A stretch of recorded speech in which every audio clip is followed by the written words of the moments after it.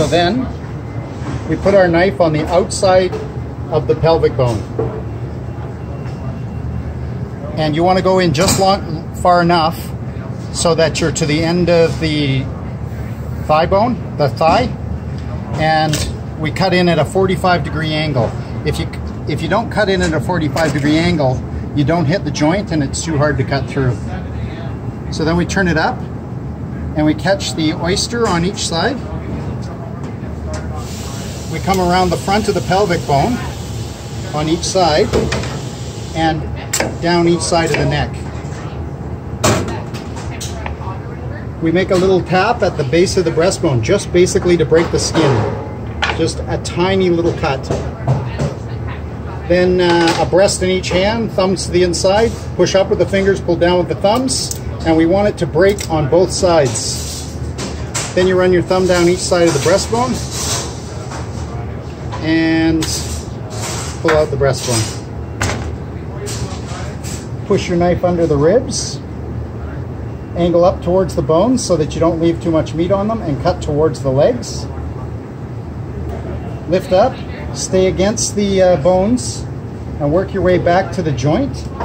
Go through the joint to the wing bone, and if you're just a little bit careful, you can catch the wishbone at the same time.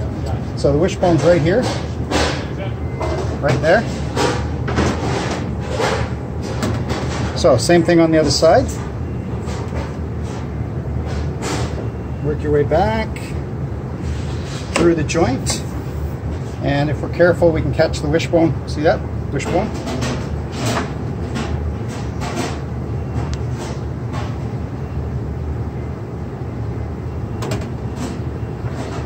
So then the drumstick in the thigh forms an L, and you cut to the inside of the L just down to the bone.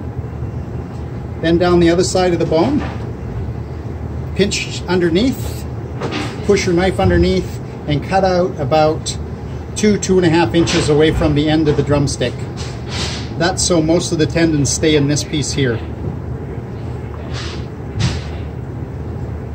Same thing on the thigh, down the other side of the thigh, pinch underneath, push your knife under, and cut out. Push the meat down towards the knuckle, push the meat down towards the knuckle. Then with a series of small cuts, you work your way around the knuckle.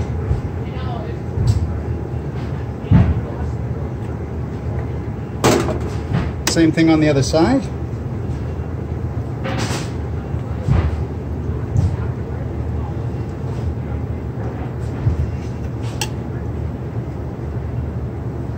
Pinch underneath, push your knife under, push it down to the knuckle, push it down to the knuckle. So this system is quite a lot faster than the traditional way, but there is a downside to everything. To every up, there's a down. And the down on this one is that you have to take the time when you're finished to make sure you haven't missed any bits of bone, like there and there, or little bits of cartilage, like there. So it just takes an extra minute to check it over and make sure you haven't left any of that kind of stuff behind. We take out the tenders.